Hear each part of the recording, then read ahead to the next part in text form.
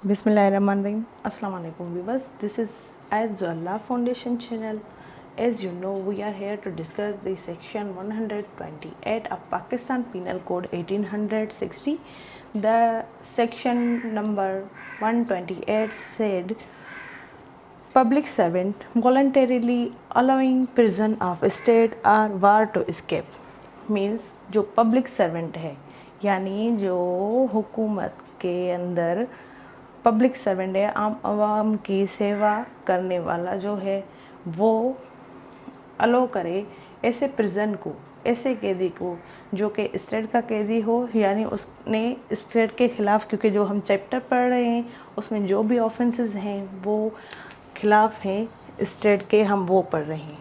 तो ऐसा कैदी जो स्टेट के ख़िलाफ़ काम कर रहा है या फिर वो स्टेट के लिए जंग यानी उसके अगेंस्ट जाके स्टेट से ही जंग करना चाहता है और उसको अलो करे कौन, पब्लिक सर्वेंट, के वो भाग जाए, एस्केप हो जाए। एस्केप कहाँ से हो जाए वो हम देखेंगे इसकी डेफिनेशन में। Whoever being a public servant and having custody of any state prisoner of war voluntarily allows such person to escape from any place in which such prisoner confined shall be punished with imprisonment for life or imprisonment of either description for a term which may extend to 10 years and also shall liable to fine। यानी कोई भी public servant, कोई भी बंदा, कोई भी जिसकी हैसियत क्या हो, एक पब्लिक सर्वेंट, ठीक है, और उसके पास कस्टडी है यानी तहवील में है उस बंदे की, वो पब्लिक सर्वेंट की तहवील में है कौन बंदा, स्टेट प्रिजनर हो या फिर प्रिजनर ऑफ वार, यानी किसी मुल्क से हमारी जंग हुई या फिर उस बंदे ने अपने ही मुल्क के ख़िलाफ़ जंग की और वो उस बगावत या किसी भी ऐसी जंग के नतीजे में वो बहरहाल कैद है।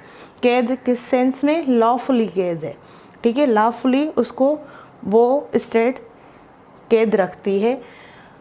तो वॉलंटरीली अलाउ कर रहा है उस प्रिजनर को कि वो भाग जाए, किससे, किसी भी जगह से, ठीक है, जहाँ पे वो बंदा कैद है उसको कौन सहूलत फराहम कर रहा है, पब्लिक सर्वेंट, कि वो भाग जाए।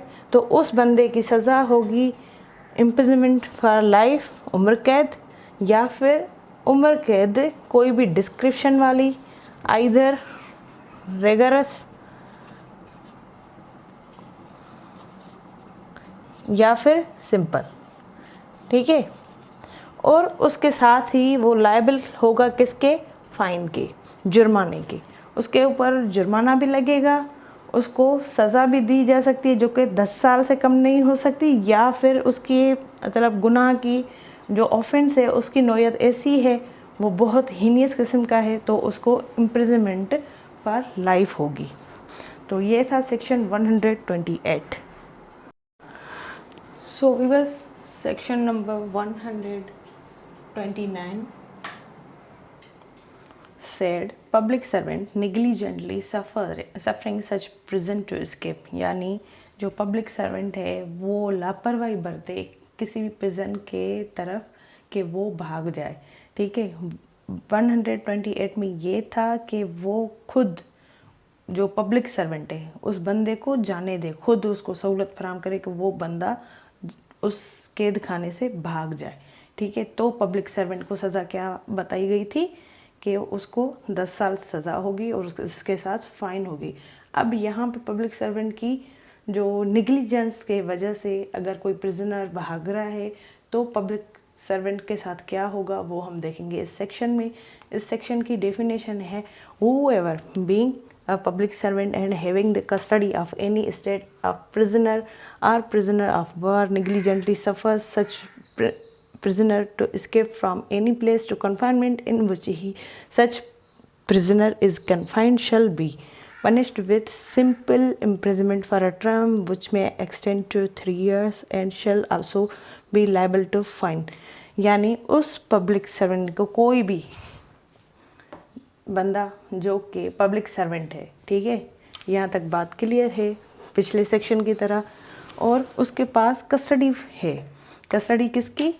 स्टेट के कैदी की, या फिर कैदी जो है बार का, उसके लिए वो मतलब निगलिजेंस कर रहा है, लापरवाही कर रहा है, उसकी जिम्मेदारी है, पब्लिक सर्वेंट की जिम्मेदारी है कि उसके ऊपर नज़र बनाए रखे, सिक्योरिटी के सख्त इंतजाम करे, लेकिन वो निगलिजेंस शो कर रहा है, तो उसका फ़ायदा उठा के वो प्रिजनर भाग रहा है किसी भी ऐसी जगह से जहाँ पे उसको कैद रखा गया है प्रिजनर को, तो उस पब्लिक सर्वेंट की सज़ा होगी 3 साल सिंपल वाली, ठीक है, क्योंकि वहाँ पे 10 साल सज़ा थी, तो उसमें आइदर डिस्क्रिप्शन थी, ठीक है, उम्र कैद या फिर आइदर डिस्क्रिप्शन वाली सज़ा होगी। लेकिन यहाँ पे वाज़े बता रहा है कि यहाँ पे सिंपल सज़ा होगी, ठीक है, जिसका जो पीरियड होगा 3 साल से तजावुज़ नहीं करेगा, और उसके साथ उसके ऊपर फाइन भी, लाइबिलिटी लगेगी, क्योंकि शल भी यूज़ हो रहा है ना। शल का मतलब है कि लगेगी, लगेगी में नहीं है, ठीक है। 3 साल सज़ा होगी, उसके साथ फाइन होगी। ये था सेक्शन 129। 28 में कह रहा था कि वॉलंटरीली अलाउ करे 128। अब इसमें बोल रहा है कि थोड़ी सी लापरवाही किसी भी तरीके से बरते उसकी तरफ, प्रिजनर के तरफ, तो उसकी 3 साल सज़ा होगी। ये था section 129। Now the last section which we discuss. Now section 130, जो कि इस चैप्टर का लास्ट सेक्शन है, चैप्टर नंबर 6 का, जिसमें बताया गया था ऑफेंसेस अगेंस्ट द स्टेट, यानी स्टेट के अगेंस्ट कौन से ऑफेंसेस हैं और उनकी सज़ा क्या है, ये हमने इस चैप्टर में सीखा। तो इस हिसाब से ये इसका लास्ट वाला सेक्शन है इस चैप्टर का। सो सेक्शन 130 बताता है aiding escape of rescuing or harbouring such prisoner, यानी मदद करना कि वो भाग जाए, या फिर उसको रेस्क्यू करना, कहीं से उठाना, यानी वो भागा है और उसको कहीं से पिकअप करना, या फिर हार्बरिंग करना। हार्बर हमने पढ़ा था सेक्शन 100, हार्बरिंग हमने पढ़ा था section number 52A of PPC, ठीक है।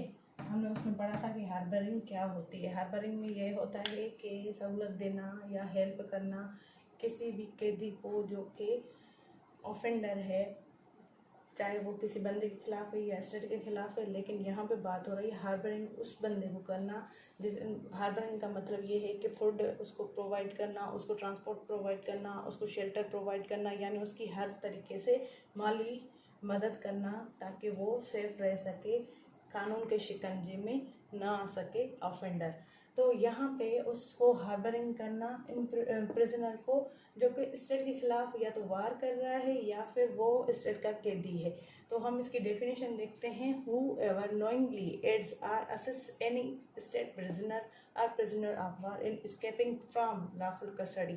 अब कोई भी बंदा जानबूझ के मदद कर रहा है कि वो प्रिजनर जो है स्टेट का, उसको या प्रिजनर ऑफ वार को एस्केप करे, उसमें उसकी मदद करे कि वो लॉफुल कस्टडी से भागे और उसको रेस्क्यू करे। अगर वो निकल चुका है जेल कस्टडी से या किसी भी ऐसी जगह से जहाँ पे उसको कन्फाइनमेंट की गई है, उसको वो अगर वहाँ से निकल चुका है तो वहाँ से उसको रेस्क्यू करना, यानी उठाना, यानी अपना व्हीकल देना, यूज़ करना कि वो हमारे साथ चले और हम उसको सेफली किसी जगह पे पहुँचाएं।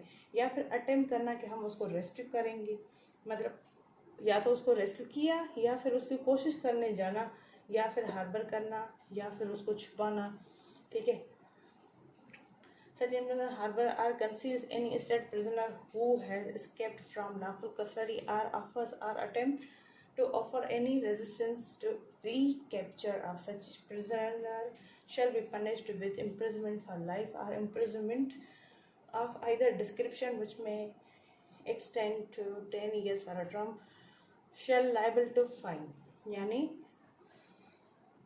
उसको हार्बर करना या उस कैदी को कहीं पे छुपा के रखना, ठीक है, जहाँ से वो भागा है लाफुल कस्टडी से, या उसको ऑफर करना या फिर उसको ऑफर करना और उसको रेजिस्ट करना कि रिकैप्चर उसको ना किया जाए, मतलब वो भाग चुका है, जेल इंतज़ामिया या लाफुल जो इंतज़ामिया है वो उसको लेने आई है, रिकैप्चर करने आई है, यानी फिर से पकड़ने के लिए आई है, लेकिन उस प्रिजनर को बचाने के लिए दूसरा बंदा कोई भी, चाहे वो पब्लिक सर्वेंट हो या फिर कोई और बंदा हो, इसमें ज़रूरी नहीं कि पब्लिक सर्वेंट हो, लेकिन आम आवाम में से कोई जानबूझ के किसी स्टेट प्रिजनर या प्रिजनर ऑफ वार को बचाए रिकैप्चर होने से, ठीक है, रेजिस्ट करे, मुज़ाहमत करे, तो उस बंदे की सज़ा क्या होगी, उम्र कैद होगी या फिर इम्प्रिजनमेंट होगी 10 साल की,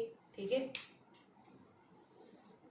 बार बार इसको बयान करने की ज़रूरत नहीं है, बस ज़्यादा से ज़्यादा मुद्दत यही होगी 10 साल और उसके ऊपर फाइन भी लग सकती है। अब इसमें एक एक्सप्लेनेशन दी गई है कि a state prisoner of war who is permitted to be either large on his people within certain limits in Pakistan, यानी जो स्टेट प्रिजनर है उसको ये परमिशन दी गई है कि वो एक अपने बंदों के साथ लार्ज एरिया पाकिस्तान में वो रह सकता है, यानी उसने पहले कोई ऐसा ऑफेंस नहीं किया है, और अगर ऑफेंस करता है तो भी वो उसके पास एक परमिटेड एरिया है जहाँ पे वो रह सकता है, उसको रखा गया है।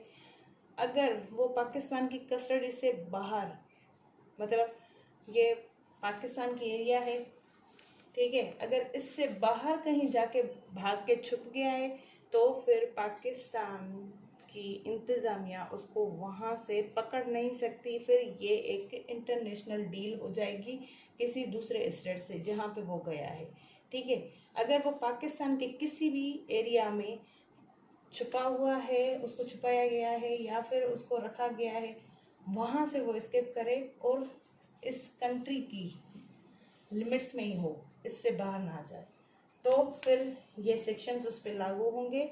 अगर इनसे निकल चुका है तो फिर इंटरनेशनल लॉ इसमें आ जाएगा और फिर वो अलग तरीके से डील्स होती हैं, वो एक अलग टॉपिक है, ठीक है। सो आज के लिए ये इतना ही था। So thank you so much. Allah आपका हामी नासिर, अपनी दुआ में मुझे याद रखें और इंशाल्लाह हम इस सिलसिले को आगे बढ़ाएंगे। हमारा नेक्स्ट जो चैप्टर होगा वो हम 7 नहीं पढ़ेंगे, हम पढ़ेंगे चैप्टर नंबर 8, ठीक है। और 8 चैप्टर जो है, चैप्टर जो 8 है वो बहुत ही इम्पोर्टेंट है, ठीक है, लॉ में। तो हम पढ़ेंगे चैप्टर नंबर 8 इंशाल्लाह, हम यहाँ से कंटिन्यू करें। Thank you so much.